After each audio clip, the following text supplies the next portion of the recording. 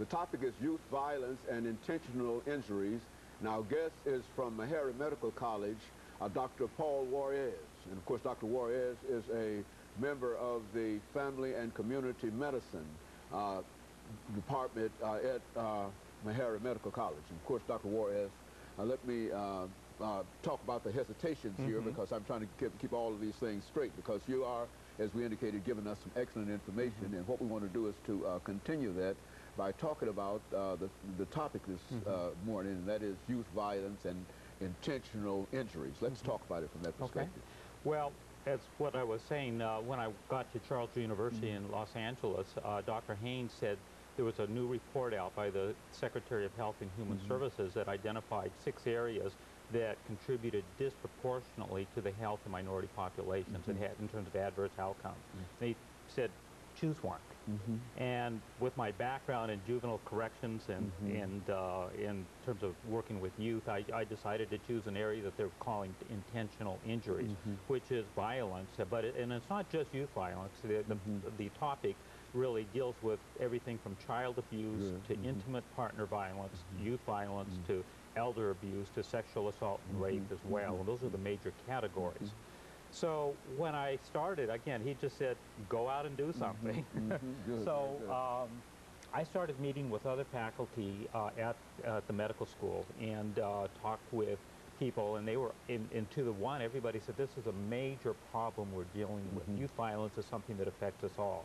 Didn't matter if they were in a family medicine department, a surgery department, an OB/GYN department, internal, everybody was dealing with youth violence in one way or another. So we started out, we did a study, and again, I had faculty involvement from all the departments. It was really quite an amazing experience. And we developed a survey, and I had a couple medical students that actually went around one summer, and they interviewed people who were admitted to the hospital for some sort of intentional injury. And the stories that we got were really amazing, and they were very different than what you see in the media. In the media, all you see is gangs and drugs, and it was like this was the cause of all the problems, and we found very little of it. And this was in the mid-'80s. Very little of it was actually caused.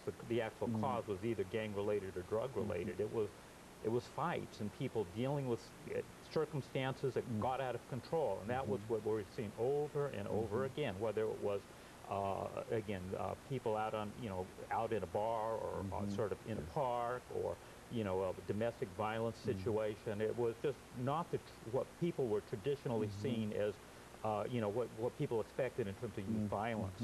So we did that study of people patients who had been admitted, and the next summer we did another study because we knew from our discussions with people across the medical center that it wasn't limited to patients who were admitted, that they were seeing them in these outpatient clinics as well.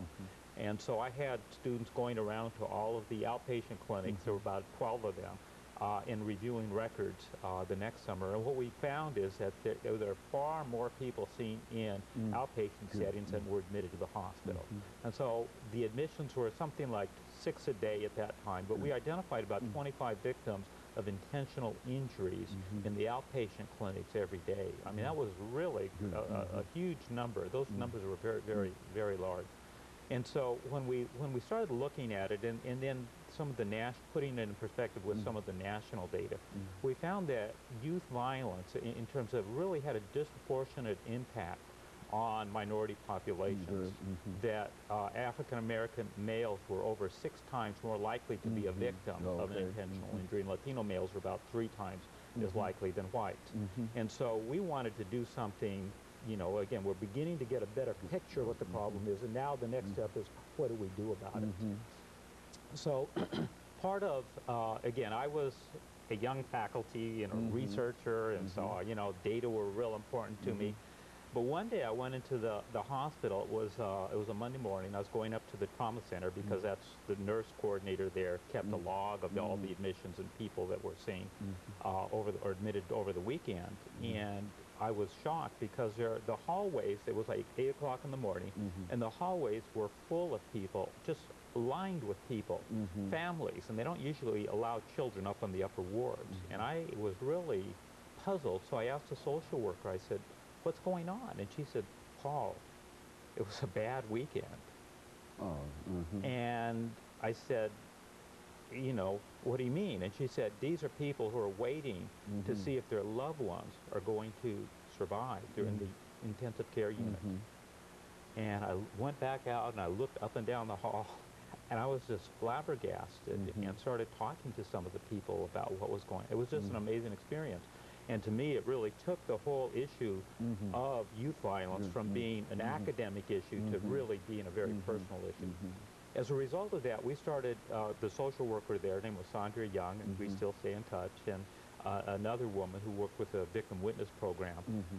We started an organization called Loved Ones of Homicide Victims, and we were sort of a bootstrap organization, and it was a lot of volunteer time, but it was one of the most moving experiences that I had in my professional career, working with families who had lost children or a spouse, and the total impact that it had on their lives. And, you know, again, we don't think of that sometimes, but, you know, in many instances, the man in the house was killed. He has children and a wife, and what are they going to do? You know, the chief breadwinner, you know, it just throws their whole life into chaos. And then you deal with the police and the, you know, trying to catch the victim and the court, judicial system and all. It was just heart-wrenching to see the impacts that it was having. You know what, the point I like, Doctor, is that you've indicated that all of these problems that we generally associate with drugs and gangs are really not drugs and gangs kind of problem, and that what we have to do as a nation, and locally and nationally and et cetera, is to start thinking in terms of addressing some of these other problems that cause all of this violence. Because you know, you talk about intentional injuries.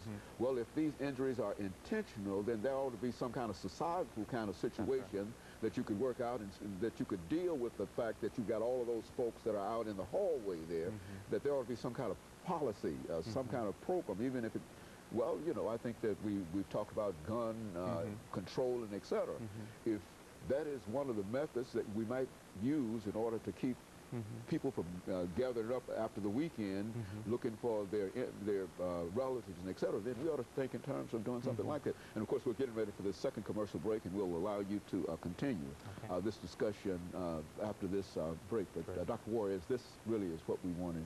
And we think that it's very, very important that we see it from that perspective.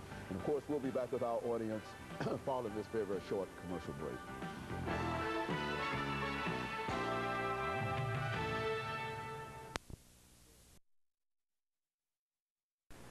The guest